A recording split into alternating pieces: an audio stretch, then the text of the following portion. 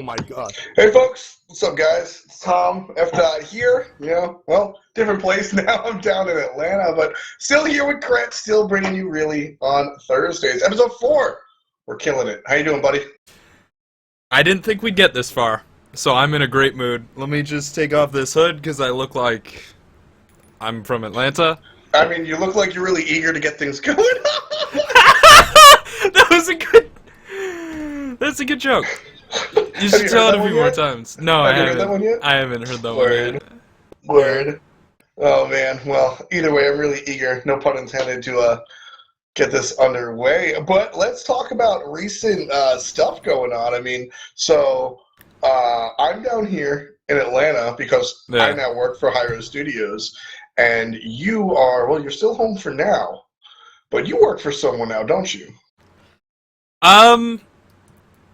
I wouldn't say work for, right? It's not that kind of coaching, which is very cool because I'm used to that kind of coaching, but it's more like I'm working with ex-Team Dignitas, now Eager, and they're trying to make their own brand, which is really cool, and I'm hoping to help them along the way with their Smite playing abilities, and eager to see what's going to happen. I mean, it was like 2 weeks ago that we were sitting here making fun of these dudes, calling them not so Dignitas.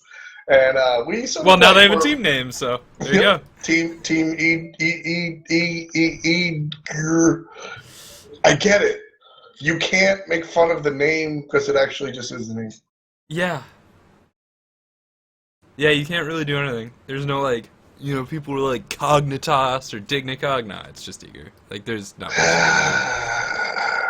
Oh well. Anyway, so they're starting to get their team together, so you're gonna be coaching them. Any secrets you can tell? Secrets you can tell? Oh yeah, I mean I don't like to tell you too much, but I'm happy to share it with your stream.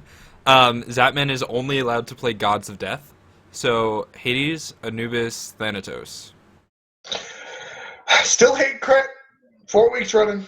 Technically, Zhang Kui. I mean, he's God of Ghosts, so we could throw in the Zhang Kui. Stop. Anyway. What about Baron Samedi? Yeah, dude! I'm down! Since I got here, I've been pushing for that. But anyway, so we've got that going on in the world of Smite. And there's a lot of qualifiers coming up. There's a lot of cool stuff. Season starts March 5th. For SPL Season 2. Before that, we've got 3 weeks of sort of like preseason qualifiers, and we've soft-seeded the teams. There'll be a show tomorrow about that on the Hi-Rez channel. We could talk a little bit about that. I really want to hear your opinion on how you would see the teams, Krett. Of course, I mean, number one has to be EGR, but we'll pretend like it's not. Eager number one. And then who's my competition? Put them all on the same side of the bracket so they eliminate each other. Right, of course. We'll get there when we get there. I want to talk a little bit about stuff around the eSports scene, sort of outside of Smite, because these are things that could affect Smite. We have some drama, some interesting stuff going on with a team called Meet Your Makers. NYM, a prominent team around the scene, has gotten into some trouble doing things that aren't really looked at as nice. Trig eSports is a huge, not a huge name in esports yet, but they're a huge name with a lot of money. And speaking of money, one of the topics I want to start off today with is betting in esports. Counter-Strike has drawn a lot of ire recently folks, CSGOLounge.com is a website that you can bet on the outcome of pro Counter-Strike games, and that's pretty cool. Until the pros start doing it, right? Well, there's two problems here, right? The first part is there's match fixing and betting and stuff like that, and people trying to game a system that's really not based around real money gambling, but it's around skin gambling, which is kind of real money gambling, but not really. And so there's people trying to game that, and there's bet fixing and stuff going on. StarCraft 2 has a fair amount of this issue with Korean sponsors that are trying to bet fix small tournaments, right? So it would be like if a Korean sponsor paid Smite Central to fix their Saturday tournaments. It's not big enough that there's enough overhead to really stop that. So that's a big concern that CS:GO thankfully is not dealing with yet. But it's sort of more like the player fixing. There were, I think it was a set of bans that happened about a month ago that had to do with players throwing a match. And then there's just the other side of the coin, and really I think this is Sir Scoots, who's a esports veteran, big part of the Counter-Strike community, was I think the host, or like overall host of a lot of the majors in this past year, and his position is, look guys, this is basically underage gambling. Yeah, and I think one of the biggest points that Scoots makes, which I actually agree with, is that in general, it's not necessarily a bad thing. It's the fact that we're letting children do it, which is pretty shitty. But let's, so you mentioned the bans, but the bans were very heavy-handed. What happened was, a little background into this. You guys know I'm in the CS pretty much. iBuyPower was like the cognitive. They were like cog red, right? They were super good.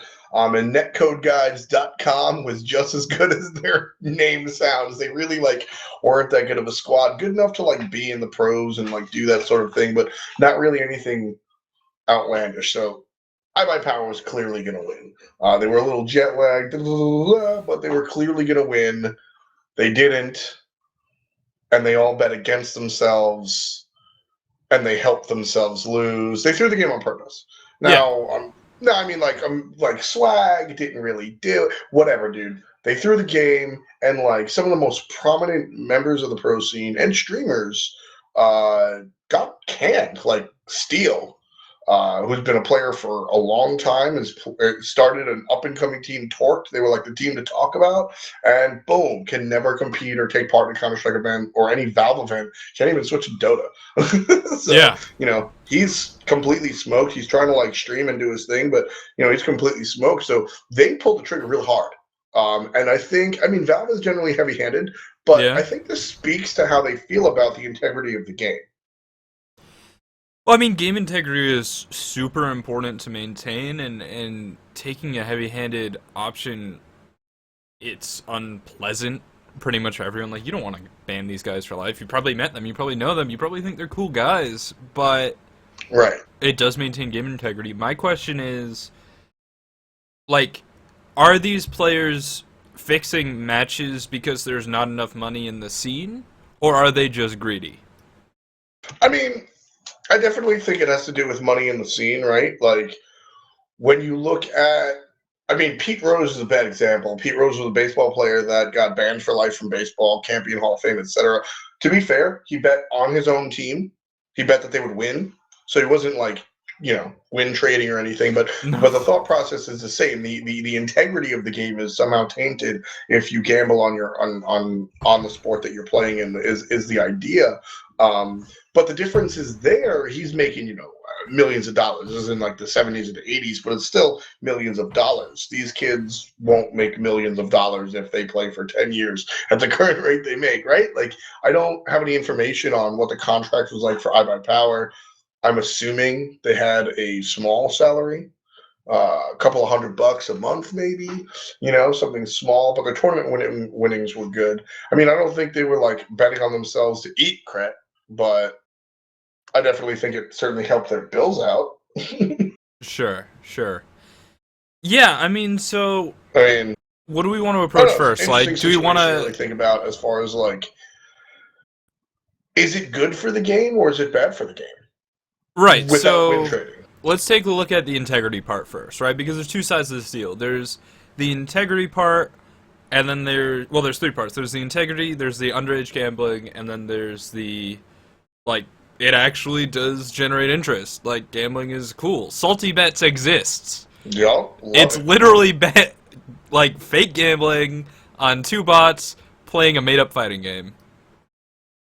And I have spent hours of my life on. Yeah, it's really cool. Always bet on DBZ. Hours. Always bet on DBZ. Waifu. Yeah, and waifu. And swords. Yeah, if they have a sword. But that's every fighting game. Come on.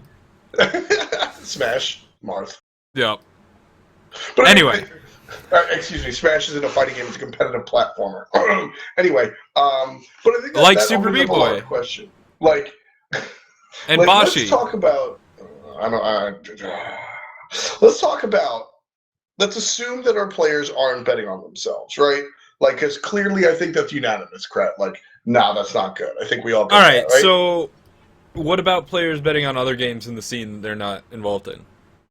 Is that in the same like can Lasses bet on Jeff Henla versus Yannick? I want to say yes, dude. There's no ethical dilemma there, but there, as like an administrator, there is a loophole that I have not foreseen yet. Therefore, let's just stop it all. Is my opinion on it. Right, but then there's the next question of can like Cuvo Fred bet on Jeff Henla versus Yannick? And if you say no to that, can Proxy? Different region, right? Or like, well, Proxy's banned, so is he? yeah. What did he do this time? Anyway, all right. Can Durgius, right? Like a challenger Right, player, right. or actually no, even Proxy, like someone who's banned. I mean, basically, if I mean, That's totally like boring administrative stuff, but it's still something that you have to think about. I mean, if I were to make a rule, I'd just be like, pros can't do it, because there's money Yeah. involved, and money scares me, right? So I don't care if you compete in like the West Indies SPL League. I don't want you betting on Lazarus because you can somehow pay their organization. You know what I mean? Like, there's too many. Yeah, you might oopsies. have met him, and like maybe you buy him a drink or 40 or like whatever. there's too many. There's too many oopses that can really happen. You can make that joke now. You're like buddies with Laz, aren't you? I'm not there yet. Does he like you, Krett? Oh yeah, no, we get along great, but I'm a coach, Does so he I still pick have on to you? be like, I'm a coach, dude. Does he I pick on you, them. Krett? I'm a coach, dude. I pick on them. I bet you get picked on. I saw that hammer. Oh man. So I mean, like, I think it's problematic to have pros betting on the games, but I mean, for eSports, betting is interesting, right? Like, hey, Krett, So, you like horse racing for the sport? No one likes horse racing for the... I like it for the names. I'll have another. Crowd winner. Like, no, I mean, like, dude, I'm not going to say nobody, all right? People that, like, ride horses, okay? People that, like, breed horses, okay? People that sell horses, okay? And people that are horses are probably the only people that like horse racing for the sport of it. But I don't know. I mean, and then dressage exists, right? So, like, what's even going on there? You know what dressage is? What? It's a sport, and that's a strong word, where the goal is to be fancy on a horse. You're from where again? I'm from New England. You're from Connecticut, and that's Whoa! why you know that, I went Krett. to University of Massachusetts. We had a dressage team.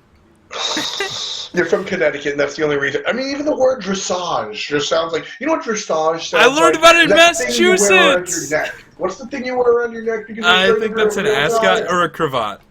That's what it is. Yeah, Dressage, there you go. cravat. Well, They you all sound do. like delicious so breakfast it makes treats, sense. dude. They all sound like delicious breakfast treats to me. I'm down. So- I could go for breakfast. but like, so what I'm saying is that horse racing, and I mean, to a lesser extent, but boxing, draw a large part of their audience from gambling and betting. And I think there's something to be seen there. Like I said, boxing to a much lesser extent. So let's sort of like shelve that for a second, because I have a lot of problems with boxing and the integrity of boxing. And I mean, that's part of boxing's downfall. But horse racing, dude. No, like I said, Yeah, there's probably like odds are like literally part of the sport. Yes, I mean, I frequented a bar. I mean, I dated. There was this girl at a bar on the block from me that I hung out with sometimes. That's a much longer story. But the bar she worked at was OTB licensed, off-track betting, which means that it was licensed to like gamble on horse races there, right?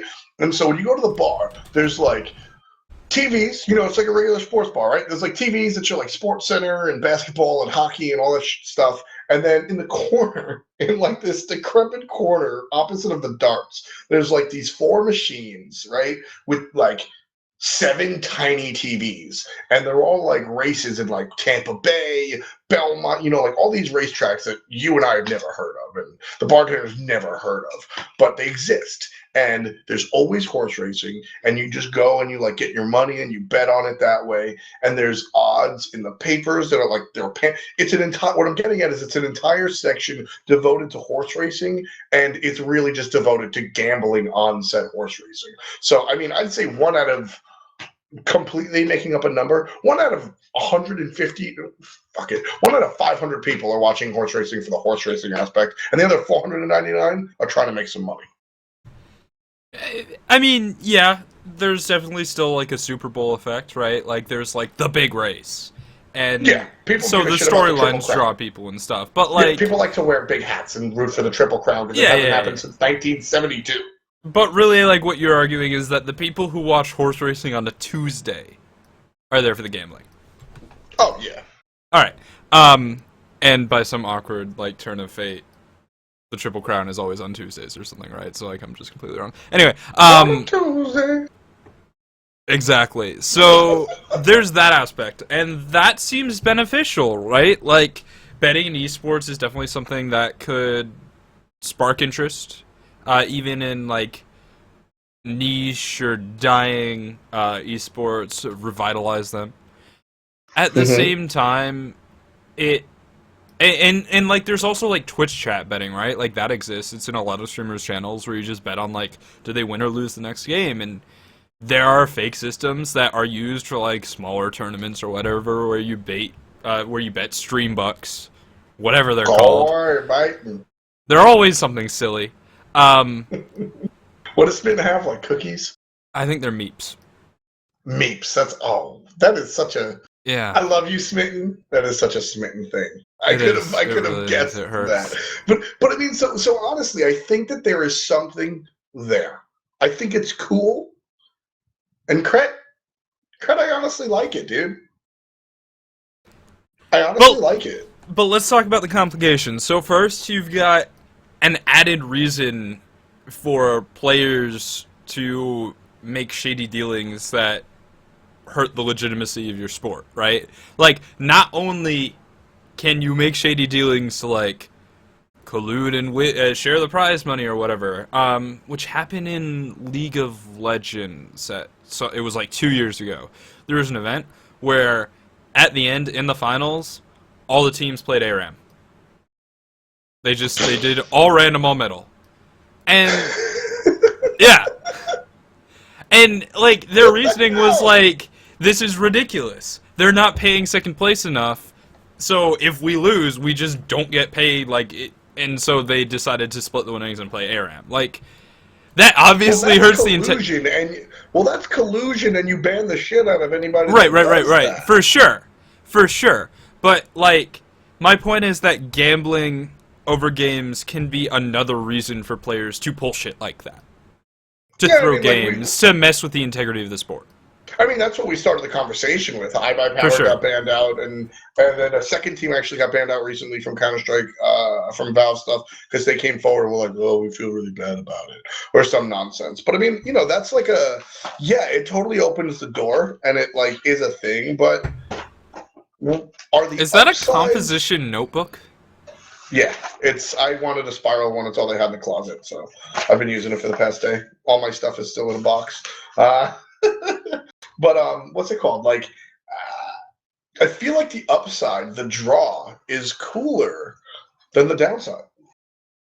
Okay, well that's one downside. Let's talk about the other, and that's underage gambling, which is like our society says it's immoral.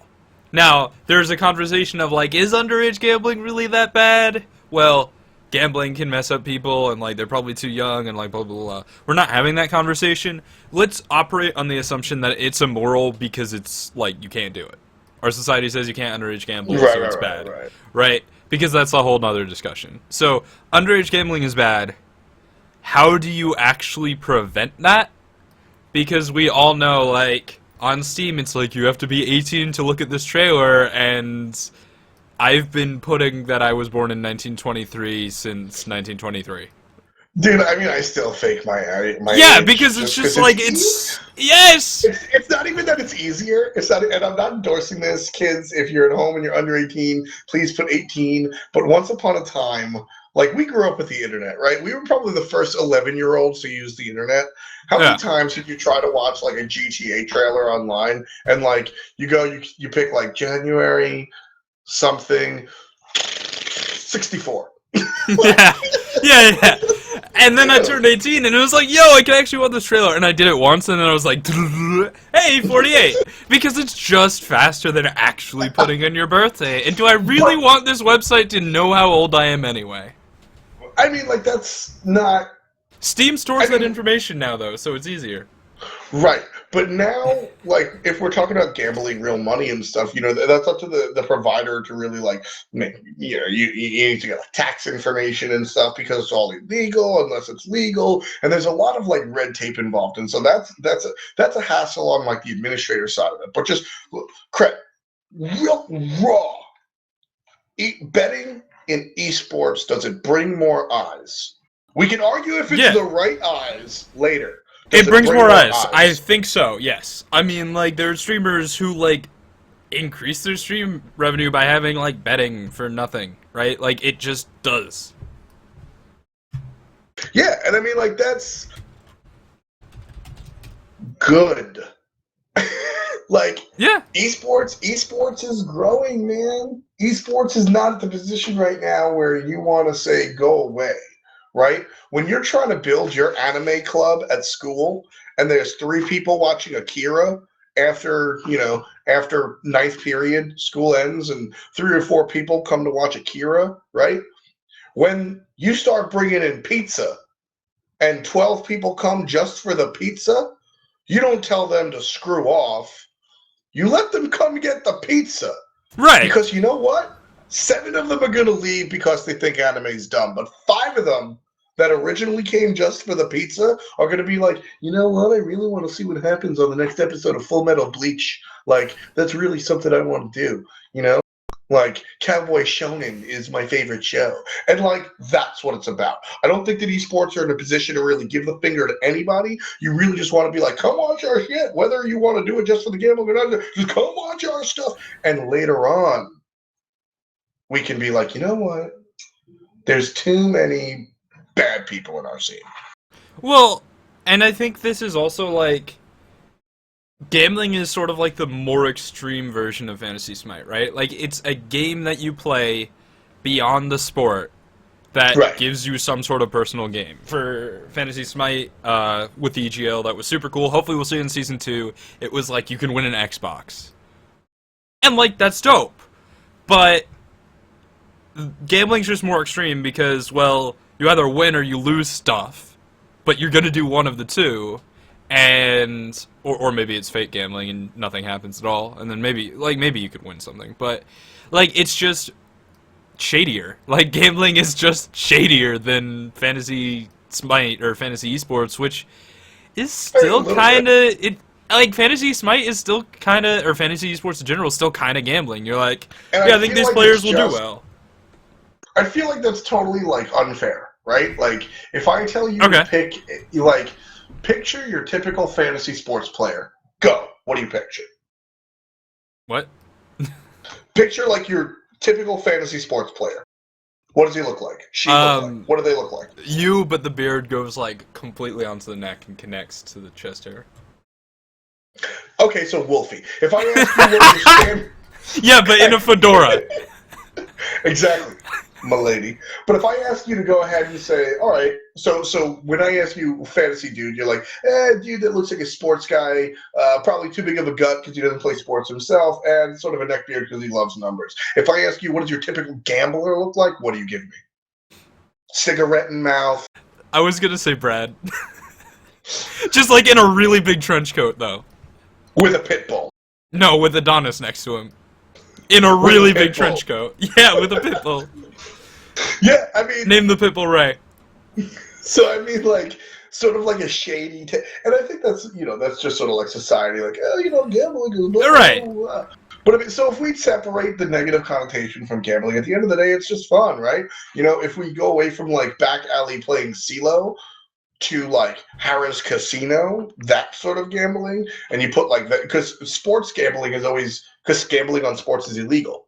So we always associate that with like some shady guy in a smoke-filled bar with a leather jacket from 1987, being like, yeah, you got the money, hey, I'm not waiting till tomorrow, I'm going to break your kneecaps, right? So if we separate Yeah. that negative connotation, it's really not that bad. It's like, hey, it's almost, I mean, you can frame it that way. You can frame it as super fandom. I love EGR. I think they're going to win every game, so much so that I put my college fund on it. Don't do that. But like, the idea is that it's just gambling. I think that it's good for esports in general, and I think that right now drawing in more eyes is more important than drawing in the right eyes. Later on, we can sort of strain everything, but for now, I want to put everything in the bowl. That argument is a slippery slope to YouPorn sponsorship. Oh, it's yes. Yes, it is. I mean, there are hard reasons why YouPorn sponsorship Right. can't happen. Like Twitch just flat out is like, nah. But at the same time, it is a slippery slope. So I mean, dude, it hasn't come up in conversation, but if it did come up in conversation, I would say the only problem with advertising YouPorn, the only problem with having a YouPorn sponsored team is that it's 18 and up, right?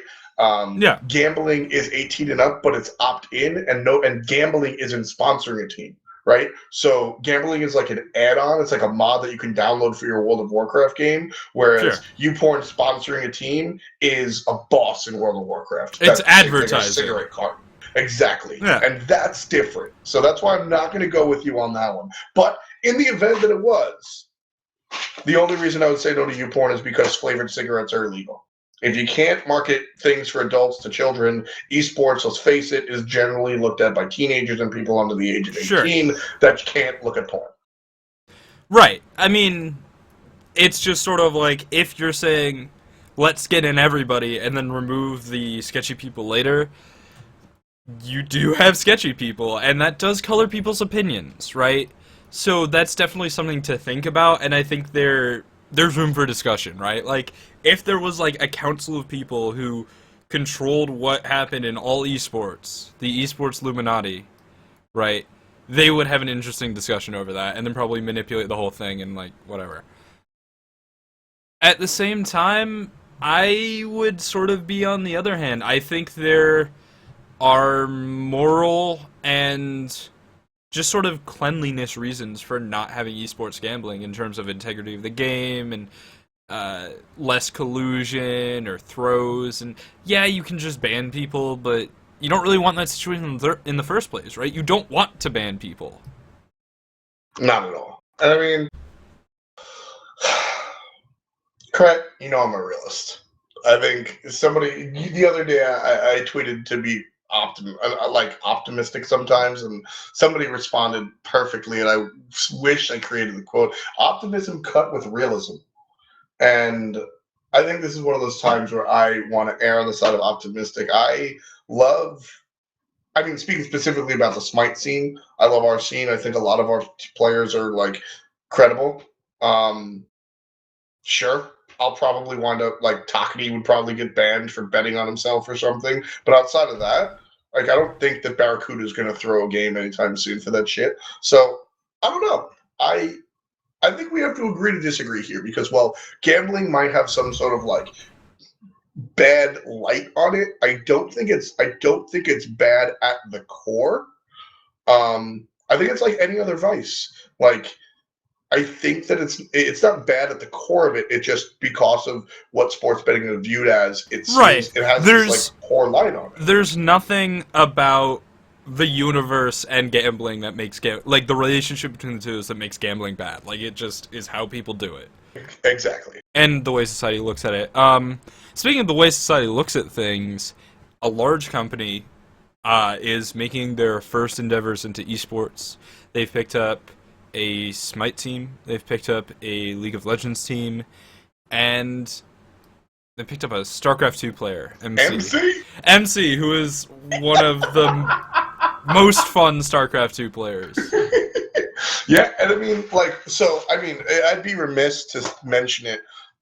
Zimstar in chat is, like, the guy that brokered this deal. I mean, I don't know if he was, like, the main dude in charge, but he's definitely a big part of it. He's the manager of Trig eSports as far as Smite is concerned. And, I mean, look, Trig's like a bazillion-dollar company, like literally a billion-dollar company. They have a bazillion dollars.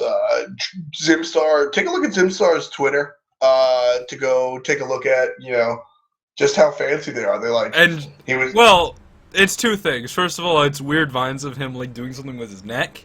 And then it's, like, him in a hot spring. yeah, Just back and forth. yeah, it's like Zimstar eating like $500 plate meals with XPeke, the incredibly famous League of Legends player with one of the most famous highlight videos of all time in League of Legends, and like world champion football players. Like, what? This company clearly wants to do something real, and that excites the hell out of me. That is my personal take on it. But have you seen the internet, Krett? No. Nobody else agrees. Okay. So talk to me about that. Because I Okay, haven't so- seen the internet. Okay, so like I said, I am super excited. I tweeted about them yesterday when they did their AMA, and Zimstar knows how excited I am. I met one of the guys with Trig at SWC. Love what he had to say. He was listening more than speaking, which is always exciting to Sure. me. Yeah, he was a When very people cool are guy. new to esports, because that seems like exciting, right? That seems like, hey, we legitimately want to know what's going on. So Scoots was tweeting out about how he immediately was like smelling dog shit. He was like, Mhm. watch out. I hope players don't get like taken advantage of. And someone on Team Liquid, well, not someone on Team Liquid, but Team Liquid is like a popular message board, and some particularly for like StarCraft stuff. And somebody did some digging. And like Trig, you know, they were like, oh, you know, Trig is like this unscrupulous company. I have no backing for that. I don't know what this guy's evidence was. He was like, look, you know, they're just another. Basically, the idea is that Trig is a company, a conglomerate that has a bunch of money that's trying to make a quick grab at whatever's popular in esports, and they're gonna screw over their players like SSNN or ESGN or some of these other companies that have come and gone with that goal in mind. Sure. I don't get that vibe at all, but that's what a lot of people are saying over the internet. How do you feel about that? I mean, in part, like, Zimstar's a really cool dude. I think he's one of the most professional people in Smite. Agreed. So I trust him and I believe in him. The guy I met from Trig was super cool. Seemed like a really smart guy. But I don't have the esports veteranship of Sir Scoots. I haven't seen this before.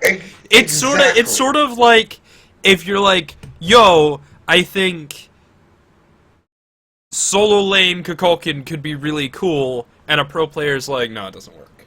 Like, he might not give you the best explanation, but he probably is saying that because he's seen it before, right? Yeah, but you know what? Solo Kukulkan can work. Yeah, Totally can. but it's just It's sort of like just- it just usually doesn't, right? Or something goes wrong, Yeah, or it has the exactly. bad intentions, or But or here's you the don't have a deal. reason for doing it, or whatever. But let's say the odd one comes in. All right, He's got tons of. Let's take Ice Ice Ice because Dota's probably a better translator, right? You take Ice Ice Ice decides he's done playing Dota, wants to play Smite, has years and years of being super good at a MOBA before. Comes in, understands sort of stuff. Goes, you know what? Kukulkan could work in the solo lane. Pros say no because of XYZ. We've seen it before, and he comes in, he kills it. It's totally doable. Just because there is a pattern. Just because there's a pattern, and I guess that wasn't the perfect analogy. The perfect analogy would be like 3 Dota players come in, they suck, and then the 4th Dota player comes in and kills it. Just because there's a pattern doesn't mean that that pattern has to continue. And everything that I've seen from Trig shows me that it's a good deal. But what you said is correct. Like, I mean, I respect Scoots for his like years that have been in the industry, and there have been a lot of these things that have come and gone, and like really like gypped players. I think there's a little more spotlight on it, so you can't really get away with like screwing people over like you used to be able to. Yeah, I mean, that's really, I think, the worry, and that's a legitimate worry. Like, it's okay to be worried about that. We should be taking care of our players. Because, like, and we talked about this in the last episode, it's not a fully formed career path yet, right? Like, getting into esports is something that just sort of happens to people. You, like, trip and fall and quit your job, and suddenly you're a professional Smite player. Shouts to me and you, dude. Like, that's pretty Yeah. much exactly what we did. I didn't go to school for, like, pro video games. And I went here to we school are. for philosophy, so that's basically the same. I mean, to be fair, that's exactly what, like, we do on a day-to-day basis. You're actually closer to me, who... Dude, you're Aristotle. I'm Aristotle, and you're Socrates. I'm Machiavelli, dude. I'm the prince. Anyway, Oh, okay. I really like what Zimstar had to say in chat. He like gave a cool analogy and everything. But the key quote: every player in every genre has already been paid. Yeah, and that's great news, right? That's huge. The contracts are way, way cleaner than any other contracts I've seen in the past. We've got 7 to 8 known gaming organizations player contracts. Zimstar has been around. Zimstar brokered the deal with Team Solo Mid, that, you know, the Cuvo Fred team that won the Smite launch tournament. He brokered the deal with Team Solo Mid. And let me tell you this, Team Solo Mid is a great organization. The owner, Andy, is a great dude. Would never screw any of players over. Definitely wanted something more in North America. But did Europe, because, well, I assume that Zimstar is a great dude and, like, sort of schmoozed that up and made it happen. But I think that there's something to be said with Zimstar. He's been around the block. They were contracted to Team Solo Mid. He's seen other contracts. And he's coming out and saying that these are great contracts. Trig has, you know what really pissed Scoots off about Trig, which I think made him jump? Sure. Trig tweeted or said or something. They were like, look, we recognize that, I'm paraphrasing here. They recognize that esports is sort of like the Wild West, and ain't nobody have any, like, player union type deal. And they want to be a player union, quote, like FIFA. And for those of you that don't follow international sports, FIFA is arguably the most corrupt organization outside of a James Bond movie that I've ever seen. Like, if you want to host the World Cup 20 whatever in your basement, if you have enough money, they'll let it happen. Like, Qatar is a shit show right now. Like, it is ridiculous. FIFA is horrible. And I don't think that Trig went, FIFA's really corrupt. I want to line my pockets. Let's say this publicly. I think they were like, no, the idea of FIFA, the idea of an international federation of football players, something like some international thing that unifies the Wild West that is esports, because face it, that's what it is right now. I think that's Trig's goal. At the moment, they're just doing teams and, like, trying to feel out the scene, and once they get a handle on it, they can expand more and do stuff like that, and that's exciting to me. Like I said, I think it was just poor to say FIFA, but I think the idea is in the right spot. I mean, I hope so. Zimstar saying some really encouraging things in chat. Like, just to clarify how transparent these contracts are, we are considering making them public, which is... That's what I want, that's what I want, that's what I want, that's what I want. Like, that's so cool, because up until this point, so you've only seen, like, contracts that, like, somehow leak out, get through the cracks. There was David Philip Graham, who you could follow at Twitter, Ultra David, is a lawyer, an esports lawyer. He's also, like, long-time fighting game player, huge caster in Street Fighter. And he has, like, gone through an LCS contract, and it's kind of fucked up. Like, it's... I mean, here's the deal. The reason that esports contracts are fucked up is because, one, they can be, because nobody gives a shit, and two, and because they're largely, like, children, and two, because how much is a pro player really worth, dude? Like, Carmelo Anthony is worth bazillions of dollars because the Knicks have lost. The Knicks are a New York basketball team. Their record this year is 10-40.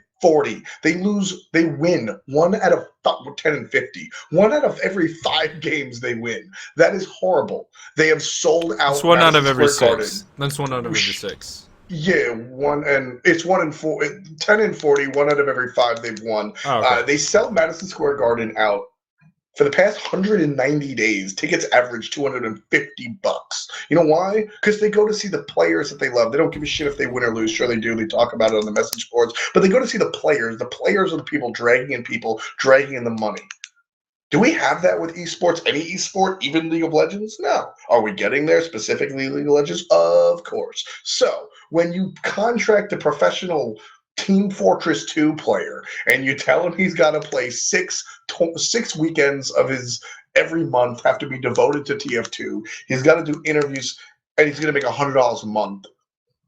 That sounds really shitty, but it's really like kind of fair. You know what I mean? So, and there are definitely unscrupulous parts of League of Legends contracts and not legal, but esports contracts in general. But the situation that Zip is talking about is my ideal, because that means esports is getting closer to being quote unquote real.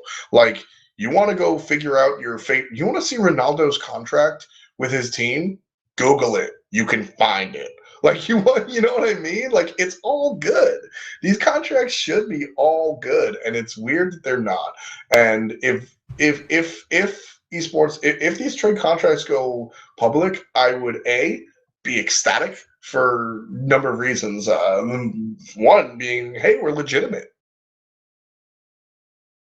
I hope to see it. And I'd say the other thing about esports that's a little weird is the fact that it is intrinsically international, right? Like, there's NA and EU, but in Smite, EU players are playing in a league that is controlled by a North American company, right? Like, Hi-Rez is based out of Atlanta, so that gets a little weird. Or there's just the whole thing that a lot of teams, like in Counter-Strike, there are teams by country. Sometimes, right? Yeah, like, yeah. That's a thing. Most of the time, their country, yeah. Right, like Fnatic is I like from that, actually. Finland. Fnatic. Yep. Like, right? But in Smite, in League of Legends, except for the Spanish team Giants, who are doing decently this season, it's basically just like one guy from here, one guy from here, one guy from here, one guy from here. So it gets a little bit weird. There's just a lot of stuff that goes into esports that also just kind of needs to get figured out. Yeah. I mean that's definitely the part of it, and Trig is doing their best to really figure things out and be a part of esports and do everything right. And because of the number of like unscrupulous entities and just like garbage people that have come and gone through esports for a quick cash grab, they're unfortunately being painted with this because so Trig is like this weird holding company. I'm totally getting it wrong, but they're one of those companies who like make money off of making money, right? It's one of those things where like, you don't really understand it, but it's like some investment venture cap. Like, I'm getting all of it wrong, and I'm grossly misrepresenting the company. But the idea is that they don't like. It's not like Pepsi, where they like make a fucking soda, right? Like, it's one of those like intricate type of companies. So because it's like, it seems like they don't like sell markers or like a tangible product. People are like, oh, their money is fake. Like, dude, it's a huge conglomerate. It's a huge corporation. They do a lot of stuff. I've got faith. I want to see them do the right thing because so many people are doing the wrong thing still. I mean, esports, we've talked about, like, if you wanted to go and like sign a Quake 2 player and steal all his money, you probably could in 2001. If you wanted to take a pro StarCraft player and like, you probably could just rob this dude. No one would know. You ruin his life. Nobody cares except for like 12 people on IRC, right? Even now, though, with so many eyes, I mean, Coca-Cola sponsors League of Legends. There are teams in esports that are just teams. They don't need to do anything else. Pro players are doing everything by themselves, but they are still being taken advantage of. Recently, in League of Legends, NYM, Meet Your Makers, they're a team that has tried to do other things, not Smite, but they've tried to do other. They recently just like shook down one of their players, dude. Did you hear about that?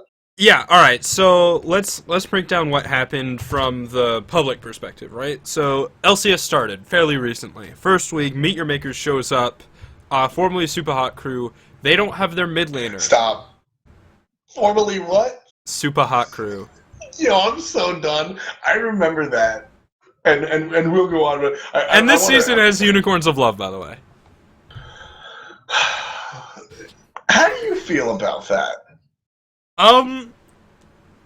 Those are not names that should really be in a pro league. Like, I'm Right? down. Unicorns of Love sounds like a name that I would have for a vanity clan between coaching deals. Yeah. Right? Like it does. At the same time, and it's good. It's on my list. I had Versace Crew. I had God. Rap God. Like, but it shouldn't be your pro team, right? Like, It really should. I think. Shout outs to Wolfie in the chat. I think Thirst is the line. Sure. I think Thirst is the line. I mean, Takati. Do you know what Takati's team name is? No. Tupac Lives On. Huh. It's not. No. Like, when you're trying to represent a pro league, you can't call it. Like, because I remember watching League of Legends, and, like, I flirt with LCS. I know who, like, wins the championship sometimes, right? I don't really, like, super follow it. But I just remember watching going, like, damn, they're sponsored by Amex? Damn, this guy's a great caster? Damn, they're so professional. Look at the stage, a super hot crew. Next, like I just stopped giving a shit immediately. Yeah. You know what I mean? So I think that's something you got to take care of. To be honest, it sounds like a Counter-Strike team. It actually sounds like a professional Splatoon team, but True. Go ahead and what you're saying. So they were previously super hot. They were the players were previously Super Hot Crew. They moved to Meet Your Makers, and first day of the LCS happens. MYM shows up with a sub, an emergency sub, because their mid laner didn't show up. He, like, dipped out the day before or something, right? And that team does not do very well, obviously. Eventually he comes back. And then, thanks to, shoutouts to Richard Lewis, right? The guy who, famously in our community, unveiled the Root sponsorship, and then had some drama with Jerby, which was fun. Anyway, so yeah, Richard Lewis sort of published this this situation and was like, listen, this is really messed up. There's this audio tape that you can actually listen to, and basically what happened was Corey decided not to show up because Super Hot Crew hadn't paid him for like 3 months, and like various members of the Super Hot Crew staff were part of Meet Your Makers or something, right? There was like this weird relationship between those orgs. Dude. It's the same goddamn thing. Yeah. It's basically the same. It's basically like the same thing, but like homie got a different coach. Like, let's be realistic. Super Hot Crew was owned by MYM. Just there was some political red tape that made it not so. Right. It's the same goddamn thing. Well, either way, he didn't get paid, so he was like, I'm not going to play. And then he got... For months. Yes. Like, it wasn't like, oh, they missed my paycheck on Tuesday. It was like, oh, they missed my paycheck 12 Tuesdays in a row. Right. So he says he's not going to play. Which seems like it makes sense. You know, if your employer's not paying you, you don't go to work. Because jobs are what you get paid for. So he doesn't show up, and he apparently gets a phone call from this management guy who is talking to him and is like, you know, this is a really bad situation, blah, blah, blah. He tries to, you know, be political. It doesn't work out. And then he's like, we have a contract, and I will take your mother's house. This kid is 17! This kid is 17! He's 17. What? I'm gonna take your mama's house. I'm gonna take your mama's pancakes. Yeah, and so Corey had recorded this. Thank fucking God. Smart yeah, kid. Shout outs to him. So he recorded this, and he made it public. Sent it to Riot, reported it, blah, blah, blah. The situation has been quote unquote dealt with. There are some people who don't think what happened was harsh enough. Basically, the guy who made the deal was fired, and Oh, the dude. organization was like fined $5,000. The problem is, it totally seems scapegoaty.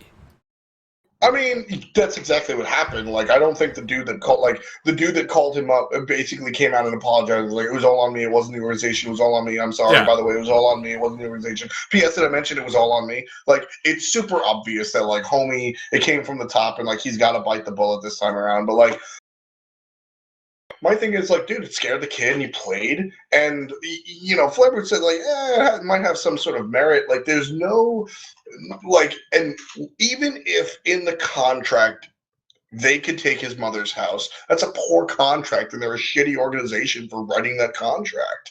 And that's the sort of situation that people are afraid of is going to happen with Trig. And I think it couldn't be further from the truth. But I mean, the fact that I want to say is that, like, this exists in esports still. Like, this kid is 17. How many?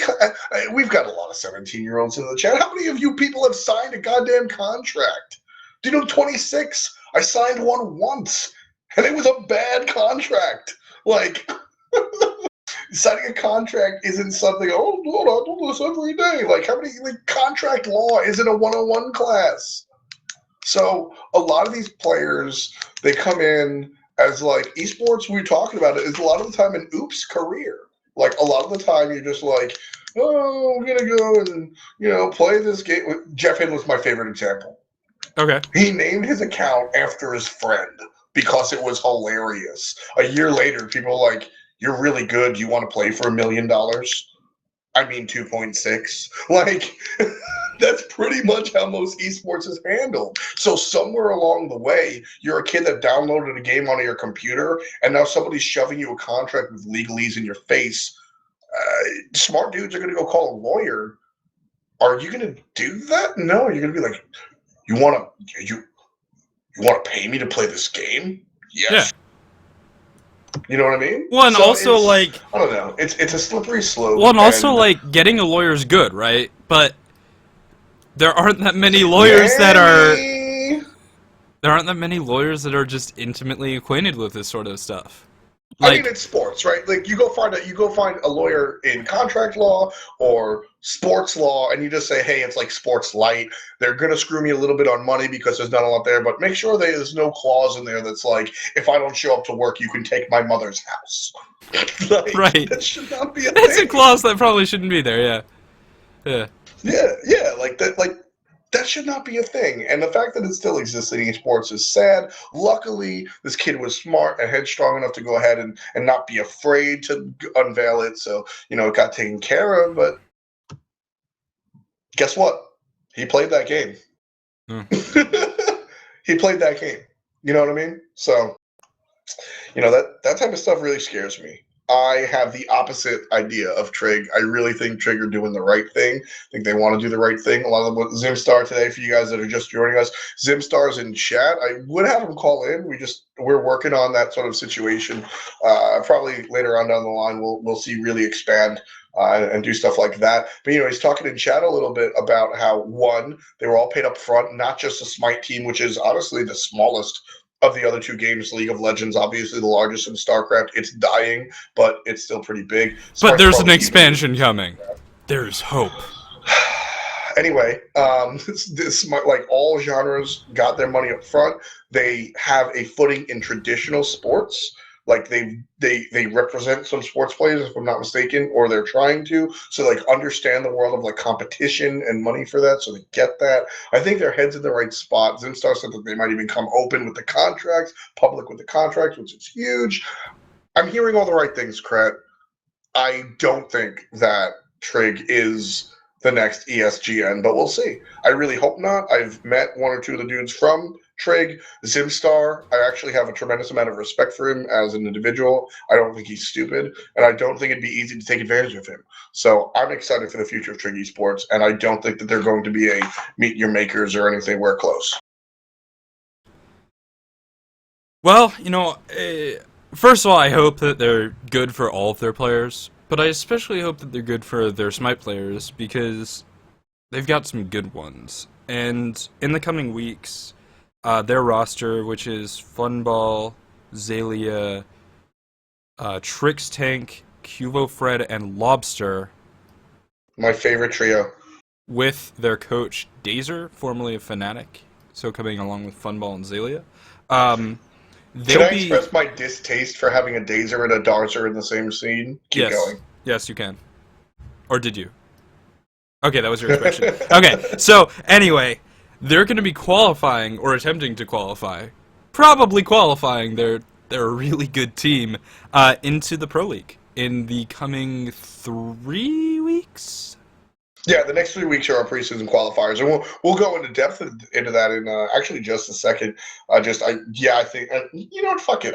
My point was about Trig, and that'll lead us directly into what we're talking about. So basically, like we said, SPL. If you didn't see this, I think I look horrible. I think I did a good job, but I look like I have 12 chins, and Agreed. It's horrible. I hate you so much, Krett.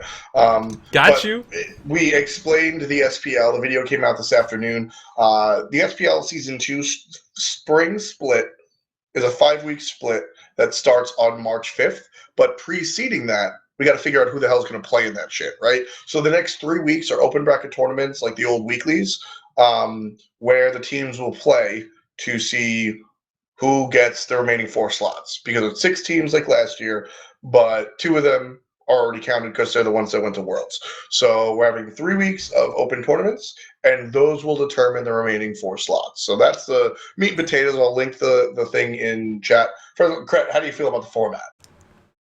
Okay, so the format is, it's like week 1, just a tournament with points. Week 2, another tournament with points. And then week 3 is sort of like the decider, right? Where the teams that are up there in points will play off, and then it's like the top 4 go into the Pro League? Yes.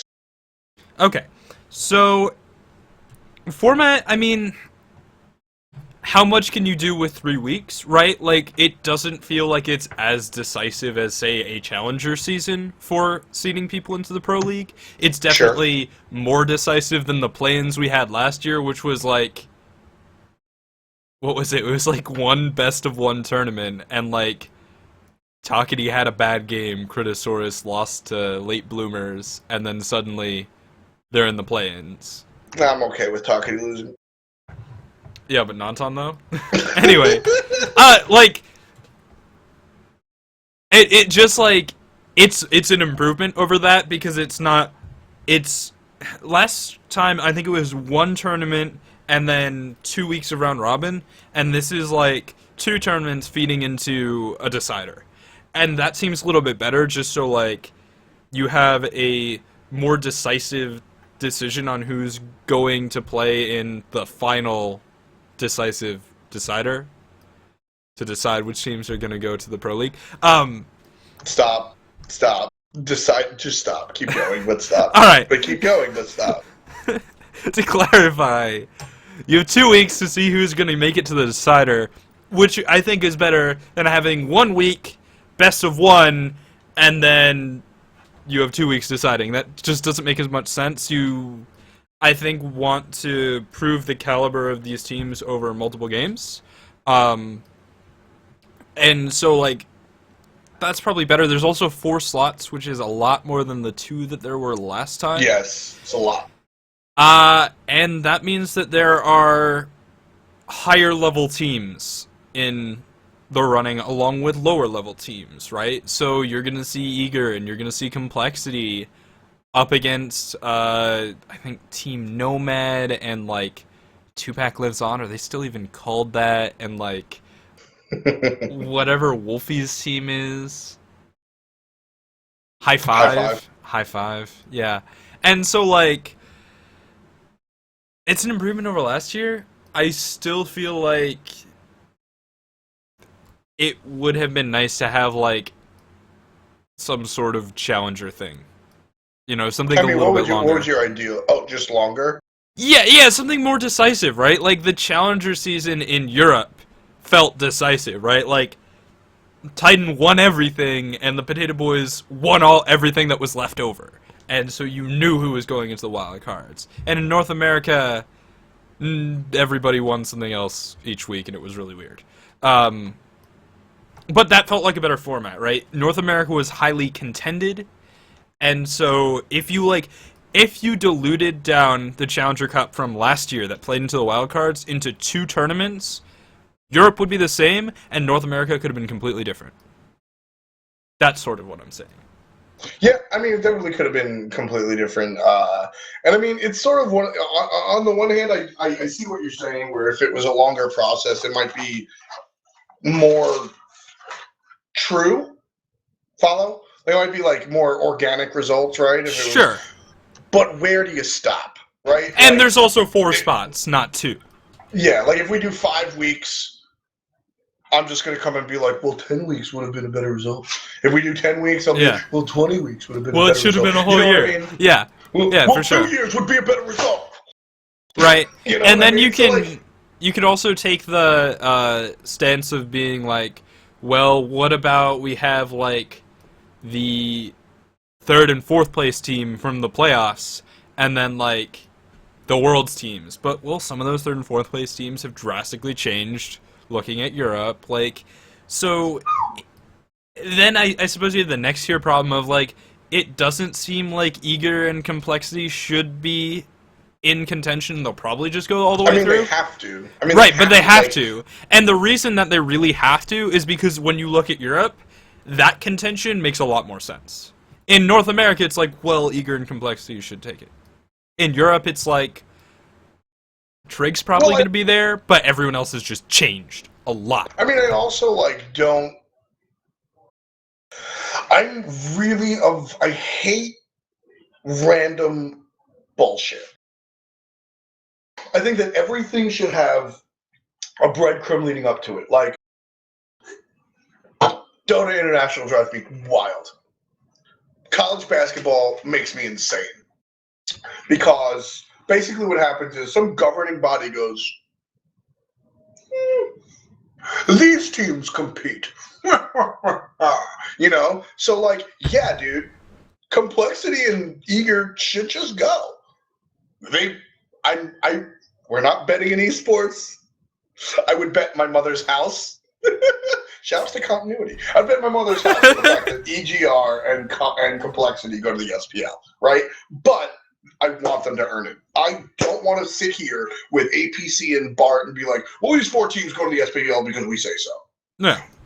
There's soft seeding, which I think is okay because it's necessary, but it still doesn't determine who goes. You know what I mean? If you... And just to explain the soft seeding, because if you don't soft seed, then you're random seeding. Which is just terrible. And if you're random seeding, inevitably, you're going to see, like, Eager Complexity first round match both weekends. One of them isn't going. And that's just that's silly. Just silly. It's so goddamn silly. So I mean basically what happened was for those of you that don't understand, we have a lot of people just jumped into the show. Thank you, Lazarus, for the host. We're going over the Smite qualifiers, which will lead to the SPL Season 2. SPL Season 2 starts March 5th, and the qualifiers are starting this Saturday. And for the next 3 weeks in all, starting this Saturday, will be the qualifiers. The 2 teams that went to Worlds from NA and EU automatically qualify for the SPL. We're trying to find the other 4 teams that deserve to play in the Pro League. So what happened was we opened up the lines and said, hey, if you think your team is worthy to be seeded, send us your name. And we will decide, we will soft seed the top like 8 parts of the bracket. And we have a whole show going over that tomorrow. So if you're definitely interested, keep your eyes open on Smite Game. We'll talk a little bit about that tomorrow as far as the process is concerned, because obviously people are going to be interested. But essentially a group of us got together and we're going to talk about, how we will seed these teams. Trig, Panthera, Dignitas, London Conspiracy. There's a lot of other teams out there, familiar names, Young Days, Sun Touch, more old players. What's Half Devil's team called? Half Devil's team is called Spicy Waffles, if I'm not mistaken. Alright, so can you just go back over that list? Spicy Waffles, London Conspiracy, Trig, Dignitas. But my point is, those are 5 teams that you should know, and there's only 4 spots. And that's why there needs to be soft seeding, and there needs to be a real decision, and you can't just funnel Trig in there. Because really, all of those teams are SPL quality. All of those teams are SPL caliber, and so it can't just be an arbitrary decision. In North America, there's more contention, right? It's like Eager and Complexity are up at the top, and then there are other really good teams, but it doesn't seem like they stand up to the same level. Yeah, I mean, that's been the case for a while, dude. Like, flat out. True. For a long time, NA was just better than EU, and then Titan happened, or something happened, and, like, Europe was like, yo, we kick ass and you guys don't. And so you've got, like, all these teams that, like, Europe is just so volatile and so exciting. There's, like, new players. I love it. I love it, man. I really do. But, like, I mean, you explained it pretty hard as to why we need the soft seeding, and like I said, Hi-Rez will come out with a show that will explain like our decisions and stuff as far as like how we soft seeded. Krett, I will. Like we said, who are you looking at in Europe as your number one team? Not allowed to say Trig because I think they're clearly the number one. If you don't think they're number one, let me know who they are. But I think that's clear number one. Okay, Trig. Fuck you. Who do you think besides Trig? Oh, I'm gonna go with Half Devil. I'm gonna go with Spicy Waffles. I think Half Devil's really, really good. I think he's that good. You need to give me a couple of minutes of backup on that. All right. So let's look at the contention. We've got London Conspiracy, and let's call that Team Suntouch, right? And Team Suntouch hasn't really worked out so well in the Challenger Cup last season. Ever. At the same time, is Durgius still on his team? No, Durgius has his own team, the Elo Fishers. Give it a moment. So Elo Fishers, that's the name I've heard before, though. That sounded like really scripted. Like, well, that's a name I've heard before. But seriously, why do I know that name? Risterian and Getfisher had that team a while ago. That was sort of the team that I think Risterian went to after he stopped being on, like, Cognitive Blacksmith or whatever it was called. So it was sort of a team that was in lower placement contention a while ago. They had some good showings, but they never really got fully formed. So we've got Team Suntouch, who has a different roster, some less well-known players than they had in the past, right? Like, I don't think Proxy's on that team. They have, like, Redfoo. Redfoo's done pretty well. They beat Titan in the PTS Showdown. That's awesome. And unexpected. Titan came in second at Worlds. Like, you'd expect them to beat anyone in Europe. But Redfoo and Suntouch and the rest of the boys got them down. I think Half Devil's team's a little bit stronger than that. I think Half Devil, who else does it have? It is, like, Wolfie, I think's on that team. I just really believe that team is Yaman, Half Devil, Ninja, Bobat, Wolfie, and Arrow. Okay, so Arrow, formerly of Potato Boys, Wolfie, formerly sub for TSM, We're finally Half Devil. It? We're finally past it? What? No more Potato Boys. Yeah, it's done. That was last year, dude. Thank God. Thank every God. Well, there's 63 in Smite. Thank all 63. I would go for. What about the Pantheons? What about the Pantheons we don't have in Smite, dude? Come on. No discrimination. This is an equal opportunity show. So, I think that team's just really solid. Don't break yourself. I feel you on that. I think they're really good. Okay, so Dig. I wouldn't put them as number one. Dignitas. But I think they're definitely good. Dignitas is a team that Aurora was on for about a minute. They seem volatile. That's not to say they're bad. They just seem volatile. They have Frostiak and they have Shadow Nightmare on it. Players that have a history of being a little bit abrasive. And so, we'll see what sort of trouble that will cause. There's Panthera, which is iRaffer's team, which is like... I still don't know about Raffer's support, man. I still don't know about it. We'll have to see. The rest of that team is what they're called Panthera, right? It's Emilitu, playing the hunter role, Raffer in support, adapting, playing jungle. Adapting Optics, is really good though. he's Shout out to super him. good. Like, Adapting is super good. Optics playing mid is pretty good, and Ninja Dimmy playing solo is okay. But adapting's really good. yeah, so if that team works out, if Pantera works out, I think it's going to work out like Vicious and Delicious, then Exertus, then Cog Wow. Prime, where adapting is just so good he carries his team, and then eventually the team is built and reformed around him. Around him, right? Right? Like, I think it will be the adapting carry project, or it just won't happen. And I that's see not to that say as the well. other players on the team are bad, it's just adapting is freaking amazing. Chat's giving me so much hate for saying Ninja Dimmy's okay. I mean, we'll have to see. There's a lot of strong solo laners in Europe, and I think that Ninja Dimmy is a solid 7. Unproven.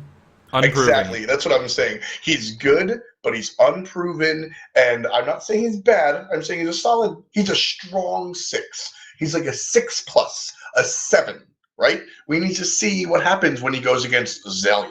We need to see what happens when he goes against NQ and Game Hunter. Yeah, I know they're not playing, but it's the like, the image Yeah. of these players, the idea of the great solo laners. Fight them. Prove yourself to me, dude. And I mean, unproven seems to be, I mean, the sing song of a lot of these teams. And I mean, that's really what excites me. Taking a look at, I mean, we still have Qin trying to do his upcoming stars thing. That's like Sure. still a thing, right? We'll see how that works out. Where's NQ? NQ's done. Oh, it's too bad. I get the joke, but it really upsets me. I mean, it's a good is, question, yeah. NQ is one of the players that I'm really upset about. I wish NQ would come back to Smite. I think NQ left the game as the best solo laner. Yeah. Like, he really did. You want to hang on your cleats at a good time? He did. Unfortunately, it was at a time when nobody gave a damn about Smite, right? So, I mean, you've got other teams of note we mentioned Dignitas. That's Youngbay, Frostiac, Shadow Nightmare, Variety, and Frez. I'll be real here. I'm not super sold on this team. I don't think Variety's any good. I think Youngbay is good, but overhyped.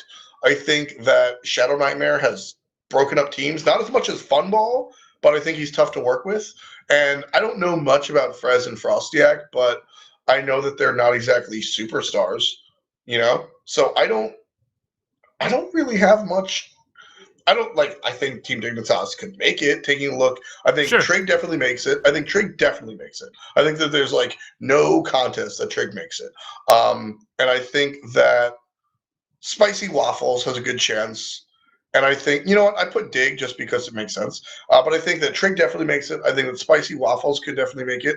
And then taking a look, you've got this weird team, the Sun Touch team with Shaggy Shank and Emilzy and Redfoo and Snakeskin. Okay, wait. Seems Stop good, right there. Stop right there. Shaggy Shinka Millsy lane. Yep. Could I be like the lane. completely insane. Yeah. Okay, so, Sun Touch and mid? I wanna change the perspective on this. Where will these teams grow? Like, how will they evolve? So, Trig, has a big organization behind them. They could grow into a very professional European Smite team. That would be awesome. Panthera could evolve the same way that Vicious and Delicious, now Cloud9 did, where they are initially carried by a very strong jungler, but eventually the team just sort of becomes one and synergizes really well. London Conspiracy, Suntouch finally getting back into the professional scene and sort of bringing in these players that are either relative unknowns like Redfoo or players who sort of dropped out of the pro scene like Shaggy Shank and Emilzy. I think there's a lot of potential for these teams to grow in different ways. That's very interesting. Half Devil's team, maybe Half Devil finally getting the recognition that he deserves as a god tier support player. I mean, I'm personally of the opinion that Half Devil's great. I like Half Devil as a player. No, but I mean, like, the win recognition, right? Like, Right. the recognition I mean, he Half Devil gets a deserves lot of as shit. in winning playoffs. Yeah. And I mean, Half Devil gets a lot of shit for his stuff off the court or off the battlefield. Like, he just, Dude, everyone says he's annoying. I love him. I think he's Yeah. dope. But he gets a bad rap. But I mean, if you want a bad rap, that's the bad rap that you want, right? Like, Funball has a bad rap. I don't know Kieran super well, so I'm going to speak like secondary right here. But Tricksink, Kilo, Lobster, Zelia, I'm cool with that. I'm cool with that. Funball Sure. scares me a little bit. Funball Sure. scares me a little bit because Funball has like, I mean, Funball. Who were they before Fnatic? Coast. Like Coast No, happened. that was a while ago. That's what I'm talking about. Coast Okay. happened. Funball was at the center of that breakup. Sure. There are a number of situations at LAN where he doesn't act right and pisses people off, and vice versa, and that's never good. And then Fnatic, I don't know if you guys caught how that went down, but basically Fnatic was like, the organization was like, look, Funball, here's the situation. Like, you're the captain, you can do this, that, and the third. And Funball told the team, look, I'm going to leave. You guys can keep Fnatic. They're a cool sponsor. Go ahead. And then, like, woke up the next day and was like, psych! And booted them. And, like, you know, everything hit the fan and it was just bad news bears. But Funball's just notorious for, like, being a little I don't know what. And that's problematic. Half Devil? Not so bad. I think Funball is a little bit of a reach for sure. I think he's a risk. He's a fantastically talented player. No one has ever disputed that, right? He's always been one of the best in the scene. But he also literally formed a team called Team Kicked. That was of the players that got kicked off of their teams. And that says something. Yes. I mean, it says he has fun with what he does, but it also says that he's been on a team with players who got kicked off of other teams, which is a little silly. Yeah. I think if things go wrong for Trig, it might be Funball's personality. That's exactly what I think. I think that Zimstar and the guidance of Trig as a brand will help Funball. And by help Funball, I mean like whip him into shape if need be. I'm saying Sure. if need be, because maybe Funball decided by himself, I'm done being a jack-off and it's time to be professional. I want to give him the benefit of the doubt. I want to give him the chance to be like, yeah, dude, it was me. I fucked up and now I'm going to be better. I want to give that chance to him. But let's pretend he's a dirtbag going in. I think that Zimstar and Trey can control that. If they can't, I don't think Lobster, like that trio of Lobster, Cuvo, and Trickstank, and Zim to a certain extent, that quadra, they're like a team. Yeah, They're they a are. family. Zelia, there's a lot of things that Zelia does wrong, but like being a teammate is not one of them. Zelia is a great person. He's a funny dude, and he meshes well with the team. Funball doesn't, and that'll be the project, if it has to be a project. Like you said, if there's going to be an issue, it's going to be on Funball, so I hope that they do well. And at the same time, right, like, just knowing Trickstank and Cuvo and Lobster, they know how to have fun, they know how to have a good time, and they know how to do that professionally, right? Like, they're the player, they're fun guys, sort of an EU equivalent to Zapman and Lasses, right? Where, like, they'll have a good time, but they do it right? They don't push it too far, which I think is fine, and Funball could either be reined in by that, or he might be a bad influence, or might be something completely independent. I think he'll be reined in before anything else. All right. What about Fam? Five angry mullahs. 5 angry men. You've got the brothers Grabowski and Shadow Q and Mace to the Face, the best, Shing, and Madman Mark. I guess the big thing there is Shing. I mean, Shing and Madman Mark, I guess, are the big ones. Shing is finally back in the jungle. Dude, can we finally say it? Alex. He's not watching. But Shing, I love that dude. I really do. In many ways. Yeah. He sucked at solo lane, dude. He just couldn't do it. He couldn't do it. He wasn't like, made for it.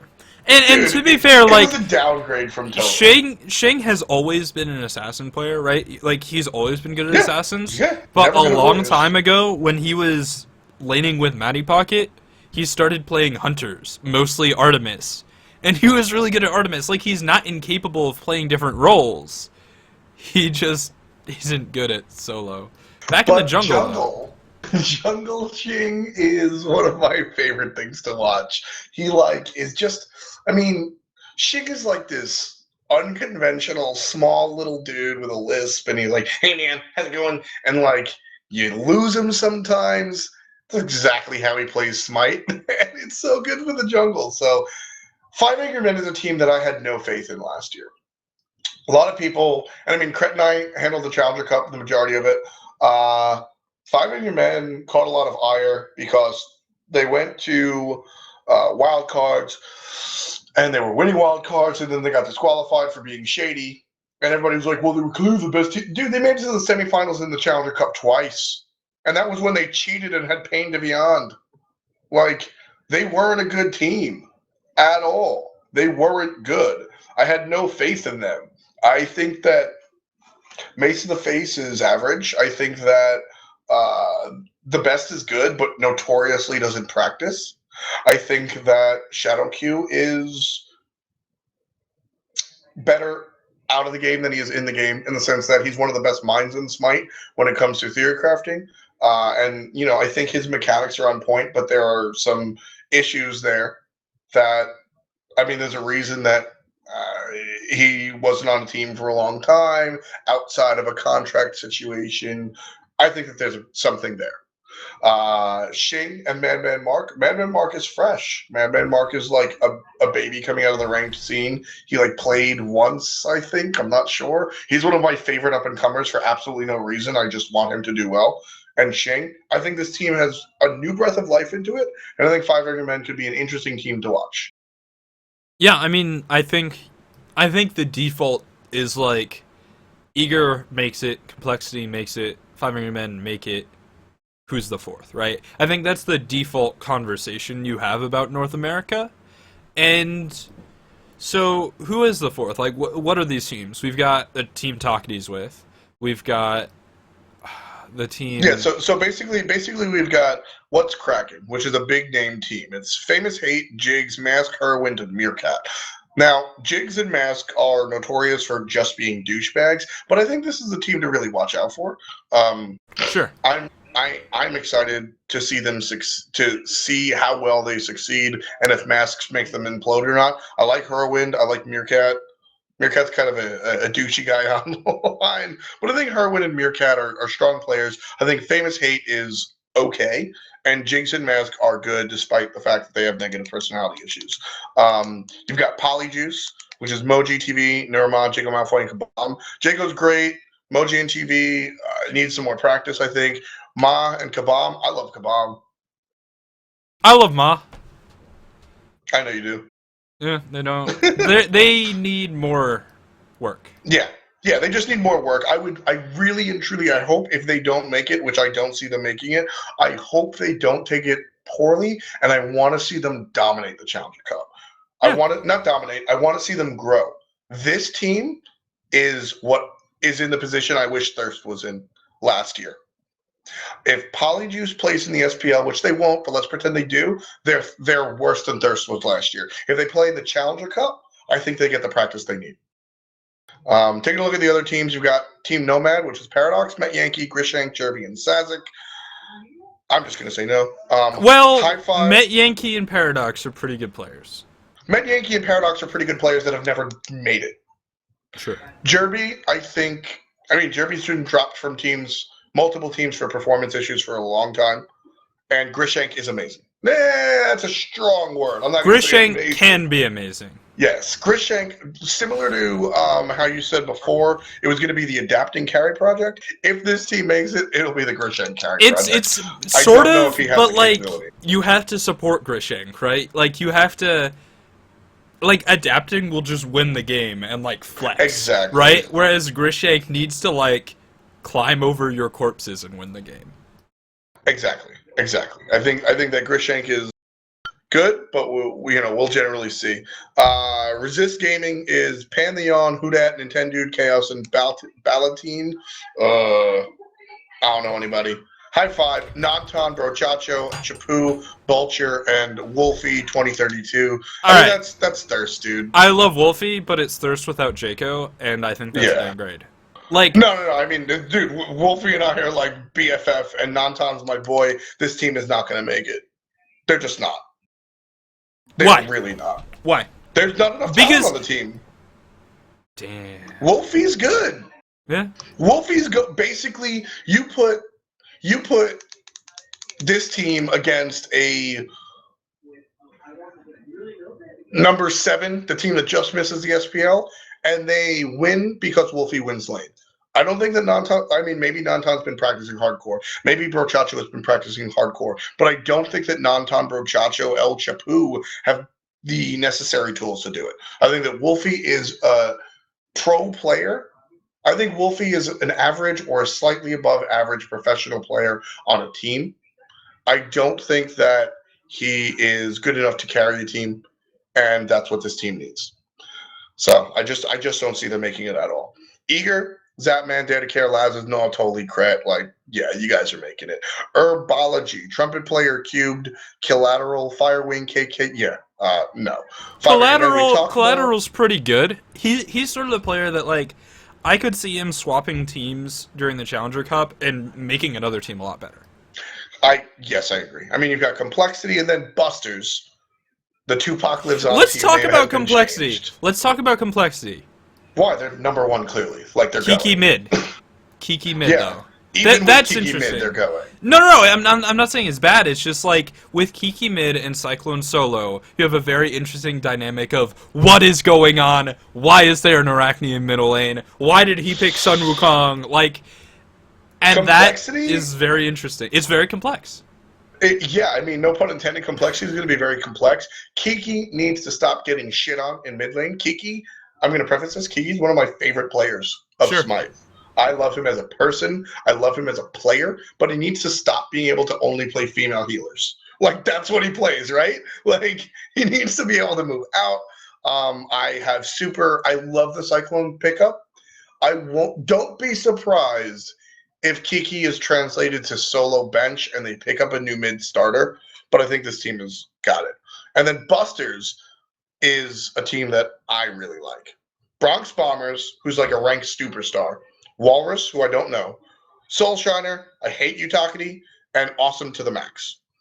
I really like Awesome to the Max. I've been watching this kid play for a long time, and I've always said he's almost there. I don't know if this team makes it, but I can't wait to watch them play Smite. And my real question, Soulshiner is a fantastic player. He's really good. Yup. The problem is, historically, he has quit playing Smite to play football instead. Like, every time. And, dude, that's fine. He's, like, in a Division A school. Like, he plays football, Div A or something, right? Like, he's really good at it. But, I don't know, man. I think he, like, legitimately does this for fun. He was on the chunks. He, like, helped them qualify into the SPL. Yeah. I mean, we'll see. I remember that specifically. I hope he sticks to it because that's a team that I want to see. I think that Bronx Bombers, he's like a ranked superstar, like I said, and Soulshiner, like I think. Okay, so, so. and I want to clarify something. Nantan in chat says Soulshiner is a tiny god pool from my experience. Sort of. He only plays the gods that he has to rank 10. He has like 13 gods at rank 10 though. Nantan has a tiny god pool. Oh wait, no, that's something else. Never mind. No, he has a tiny god pool too. I'm pretty sure it's like Amazon Khan. It's just Cobb. No, but like yeah. Soulshiner's a very interesting player where he just like plays a god until he has it mastered, and then it's in his repertoire. And you don't see him getting these gods to rank 10. You don't really see him with a god at rank 6 or rank 7 in a game. It's always rank 10. He just gets them there somehow, and then plays them pretty well. We'll see if he's playing at the same level he played when he helped Chunks qualify into the Pro League. And if he is, that could be very, very good.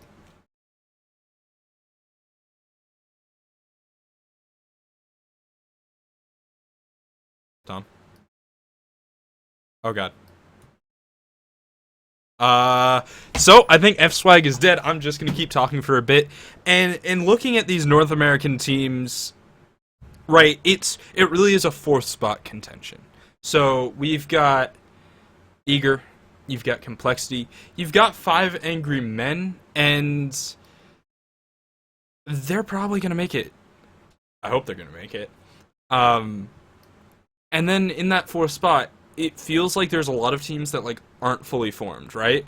And so if we see those teams get the right wins, get the right experience, scrim in the right way, or maybe just learn the new meta, like, well, quickly, and I think that's a key part. This is fairly... Yeah. Whoa, are you back? I'm back. Sort of. Do